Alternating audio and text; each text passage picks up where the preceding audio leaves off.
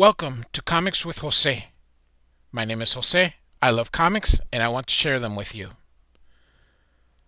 Follow me on Twitter at artofjvelez or on Instagram at jvelez622.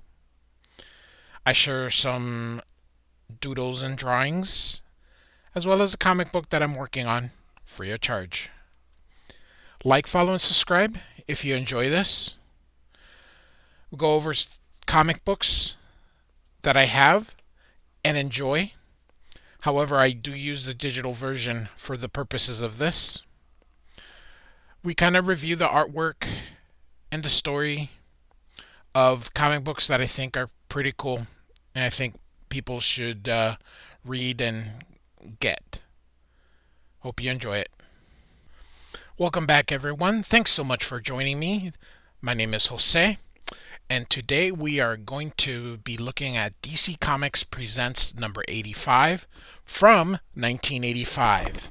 DC Comics Presents was an anthology series of issues which featured Superman and someone else. So each issue featured a different character teaming up with Superman.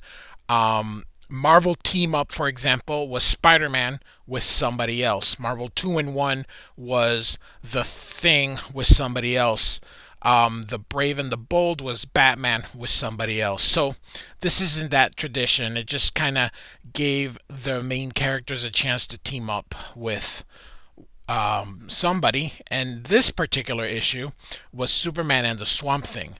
What makes this issue different and really good is the fact that Alan Moore wrote this. He was writing this during his run as the Swamp Thing writer, and he decided to create a story where he could have Superman and the Swamp Thing together.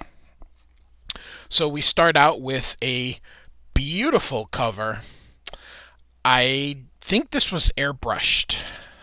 This is before digital coloring, so I believe that Veitch created this by airbrush. Very striking, very good cover. So, if the cover kind of gives you something, is that you can tell that these two are going to get into it. So, we start out in Louisiana on Interstate 55, and we see a driver sort of with hallucinations, and we see the Daily Planet here, and we see that we have Superman driving. He's real scruffy, he's sweating, something's wrong. So we get our splash page here and our title. Alan Moore is the writer, with Veitch as the penciler, and the great Al Williamson was the inker of this story. So, as he's remembering, or just during his hallucination, we go back in time where he is listening about this discovery of a meteorite. And this meteorite had like a spore on it that had survived the vacuum of space. And Clark begins to look into it using his supervision and can tell that this thing is from Krypton. I love the hatching here, very close up on the eye. So this is Lana Lang, who at that time, this is pre-crisis, was working in the Daily Planet also. So throughout a lot, you'll see that he's feeling warm because he's running a fever. And so he researches on an almanac that he had with Krypton and saw that this is a fungus, a Kryptonian fungus called the Bloodmorel, and it infects people. It has a 92% fatality rate. So Superman is out there driving away, and he felt his powers kind of going crazy and losing them, and things were just not working. He had no super hearing, so he of course goes into a closet, kind of, and there's two people kind of fooling around in there. Um, and he wanted to fly to his apartment, but he thought better of it because he thought if he flew and his powers quit mid-flight that he would fall, which he's correct. So he took the subway instead. I love this look of, oh my god, I'm with all these people here. So he begins with hallucinations, and of course, he's got the Superman part and the Clark Kent part. I really enjoy this sequence. I really like how uh, the no face. They're just two parts of him. He kind of wakes up and sees the suit. I like I like the fact that he only has one suit. It just wears it apparently over and over and over again. So his powers are going out of whack. So he asks the doctor or for that meteorite with the fungus. If a fungus is making you sick, I don't know why you would want to go and take it, but hey, we don't have a story if he doesn't take it. So, um he is trying to see what's going on, see if they can find out if he can have it stopped. He decides to not take it to any of the other cities where his friends are. So he buys a car and heads south for some reason and crashes. And he walks out of the fire. He's calling for Lois and Kara, who he was hallucinating that they were in the car. Where is everyone? Kind of, this is what he's seeing inside his head. Well, he, of course, is in here.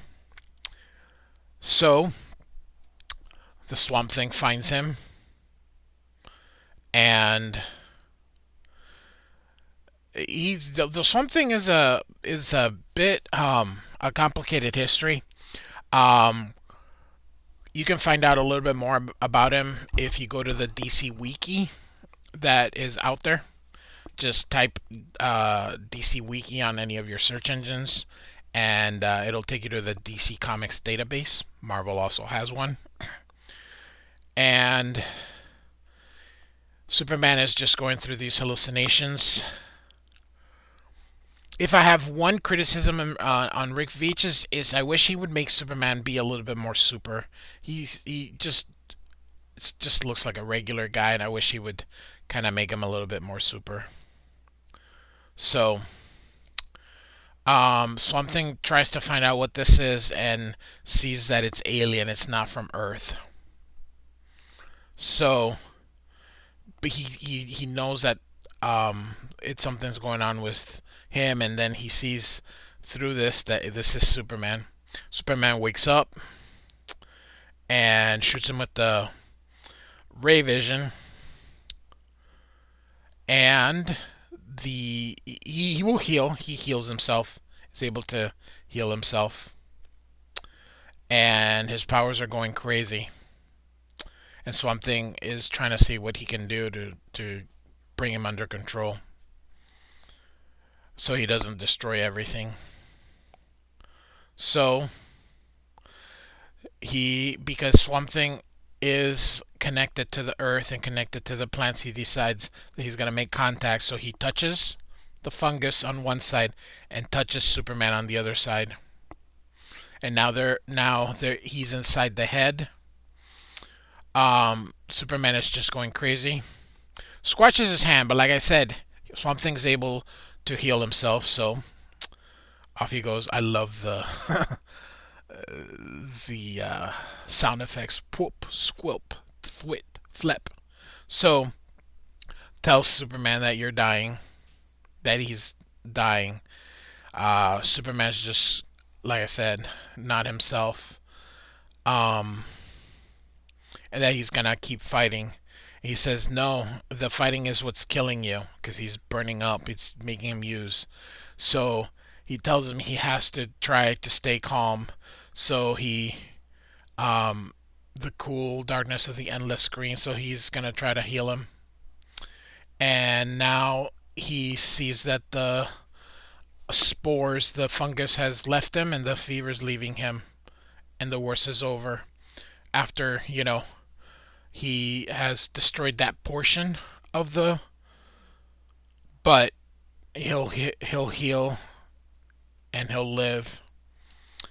The next day, he wakes up. He goes into his costume.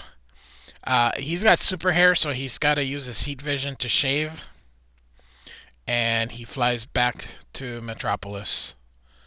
And the Swamp Thing watches him and returns to the swamp. Hope you liked it. Like, follow, subscribe. This was this was DC Comics Presents Superman and the Swamp Thing, number 85.